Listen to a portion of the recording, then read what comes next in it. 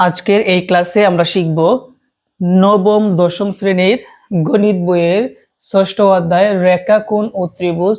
এই অধ্যায়ের আজকে আমাদের যে বিষয়ের উপর ক্লাস নেব সেটা হচ্ছে উপপাদ্য 1। তোমরা কিন্তু জানো যে এই অধ্যায়টি সম্পূর্ণভাবে ভালোভাবে বুঝতে হলে এই অধ্যায়ের উপর একটু বেসিক ধারণা থাকতে হবে। আমি কিন্তু প্রথম পর্বেই কিন্তু বেসিকটুকু আমি সুন্দরভাবে কভার করেছি। যারা যারা বেসিক ক্লাসের ভিডিওটি তোমরা দেখোনি, এই ভিডিওর ডেসক্রিপশন বক্সে কিন্তু ক্লাসের লিংকটা দেওয়া থাকবে, দেখে নিবা। তাহলে তুমি ওই ক্লাসে বুঝতে পারবা রেখা কি, রশ্মি কি, কোণ কি, বা বিভিন্ন ধরনের যে বিষয়গুলো আছে তোমাদের এই অধ্যায়ের বেসিকটুকু আমি কভার করেছি। তো দেখো, উপপাদ্য একটা হচ্ছে একটি সরল রেখার একটি বিন্দুতে অপর একটি রশ্মি মিলিত হলে যে দুইটি সন্নিহিত কোণ কি, এগুলো কিন্তু বেসিক ক্লাসে আলোচনা করেছি। দুইটি সন্নিহিত কোণ উৎপন্ন হয়, এদের সমষ্টি দুই সমকোণ। এদের সমষ্টি মানে কি, যোগফল কয় সমকোণ? দুই সমকোণ। দুই সমকোণ মানে কি 180 ডিগ্রি। 180 ডিগ্রি। কথাটা কি তোমরা বুঝতে পারছো? ওকে, তো এখন আসো আমরা সমাধানটা শুরু করি। সর্বপ্রথম কিন্তু বলছে একটি সরল রেখা, তার মানে আমি সর্বপ্রথম একটি সরল রেখা অঙ্কন করব। তোমরা একটু বোর্ডের মধ্যে ভালোভাবে খেয়াল করা।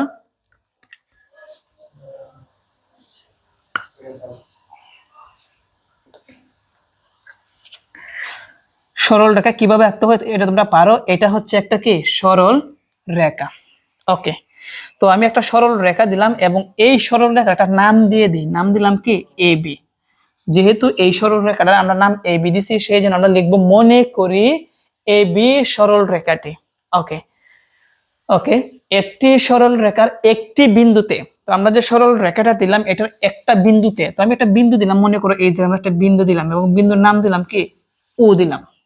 আচ্ছা, একটি বিন্দুতে অপর একটি রশ্মি মিলিত হলে, অপর একটি রশ্মি, আমি আরেকটা রশ্মি দেই,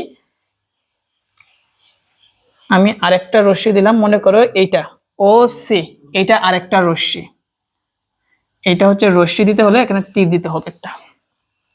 এইগুলা কিন্তু বুঝতে হবে, রশ্মি কি, রেখা কি, কিভাবে আঁকতে হয় বেসিক ক্লাসে আলোচনা করছি। তো আমাকে কিন্তু বলছে একটি বিন্দুতে, আমরা বিন্দুটা কি দিলাম ও দিলাম, অপর একটি রশ্মি এবং অপর একটি রশ্মি কি ও সি দিলাম, মিলিত হলে, মিলিত মানে এই রশ্মিটা কিন্তু আমাদের ও বিন্দুতে মিলিত হলে যে দুইটি সন্নিহিত কোণ, সন্নিহিত মানে কি কাছাকাছি কোণ, অর্থাৎ এই কোণটা আর এই কোণটা, এই দুইটা কোণ যোগ করলে আমাদের কি হবে, এদের যোগফল কত হবে? দুই সমকোণ, অর্থাৎ 180 ডিগ্রি হবে। তো আসো আমরা এটাই প্রমাণ করার চেষ্টা করব যে এই দুইটা কোণ হচ্ছে কি এক সমান, মানে দুই সমকোণ।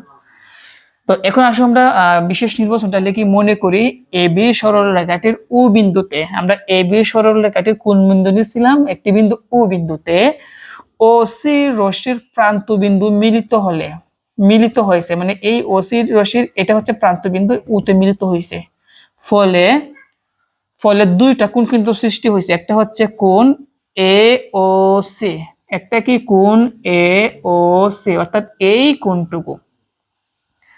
ও আরেকটা কোণ উৎপন্ন হয়েছে, সেটা হচ্ছে কোণ সি ও বি, মানে এই কোণটা ও কোণ সি ও বি, এই দুইটা কোণ উৎপন্ন হয়েছে এবং এই দুইটা কোণ আবার যোগ করলে আমাদের কত হবে? দুই সমকোণ হবে, এটাই বলছে। তো আমরা এখানে লিখে দিব যে ফলে কোণ এ ও সি ও কোণ সি ও বি দুইটি সন্নিহিত কোণ উৎপন্ন হলো।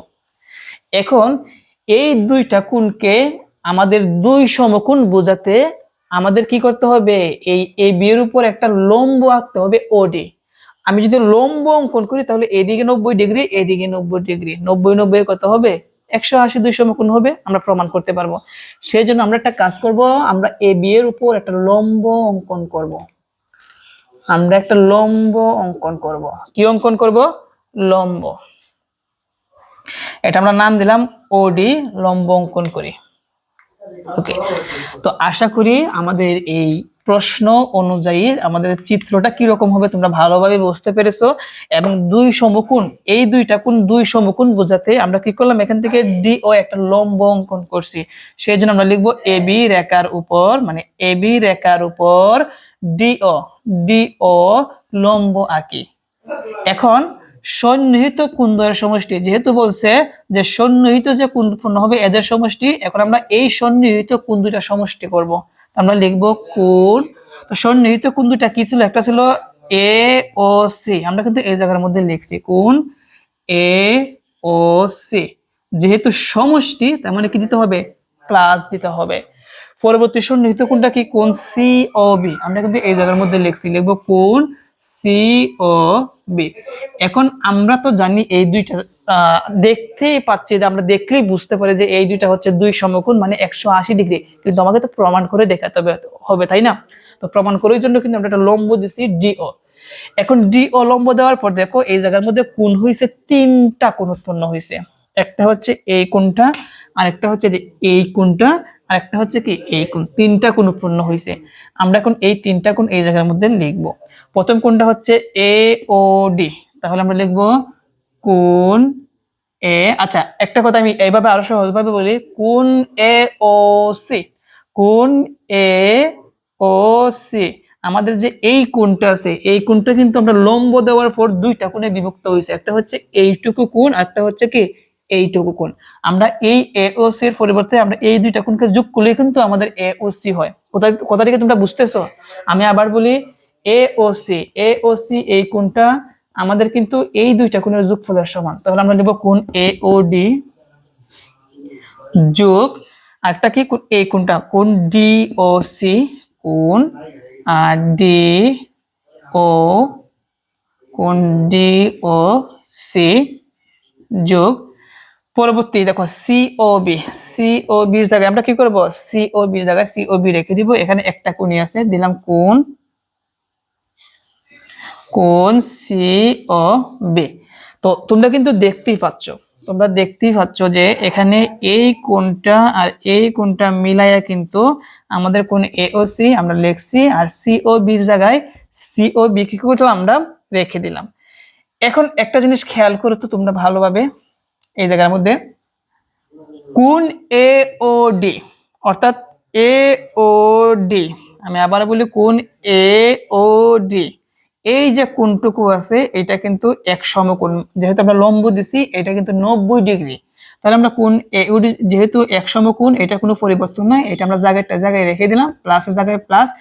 এই দুইটা কোণ মিলাই কিন্তু এক সমকোণ হয়। কিভাবে তোমাদেরকে আমি একটু দেখাই, ডিওসি, ডিওসি যখন আমি এভাবে লম্ব থেকে আনতেছি তখন কিন্তু এইটুকু কোণ আর কোণ সিওবি, কোণ সিওবি এইটুকু কোণ, অর্থাৎ এই কোণ আর এই কোণ মিলে কিন্তু সম্পূর্ণ কোণ হয়। আর এই সম্পূর্ণ কোণই কিন্তু দেখো যেহেতু লম্ব আছে, এই সম্পূর্ণ কোণ কিন্তু এক সমকোণ, তাই না? তাহলে আমরা এই দুইটার পরিবর্তে আমরা লিখতে পারি ডি ও বি লিখতে পারি, কারণ এই দুইটা মিলাইয়া কিন্তু এই সম্পূর্ণ কোণটা উৎপন্ন হয়েছে। তাহলে আমরা লিখতে পারি কোণ ডি ও বি। এখন তোমরাই বলো কোণ এ ও ডি, কোণ এ ও ডি এটা হচ্ছে এক সমকোণ, আবার কোণ ডি ও বি, ডি ও বি এটাও এক সমকোণ। এক সমকোণ দুইটা যোগ করলে কি হবে, দুই সমকোণ, তাই না? সেই জন্য আমরা সমান দিয়ে লিখতে পারি দুই সমকোণ। আর এইটাই হচ্ছে কি আমাদের প্রমাণ, তারপরে লিখবো প্রমাণিত। প্রিয় শিক্ষার্থীরা, আশা করি আজকের এই ক্লাসে তোমরা উপপাদ্য একটি সুন্দরভাবে ভালোভাবে বুঝতে পেরেছো। তোমরা স্যার লিখে দিতে পারো, অতএব, অতএব তোমরা লিখে দিতে পারো যে কোণ এইটা লিখবা, এইটা সমান দুই সমকোণ, এটা তোমরা লিখতে পারো, অথবা এই জায়গার মধ্যে প্রমাণিত লিখে দিলে কিন্তু হবে।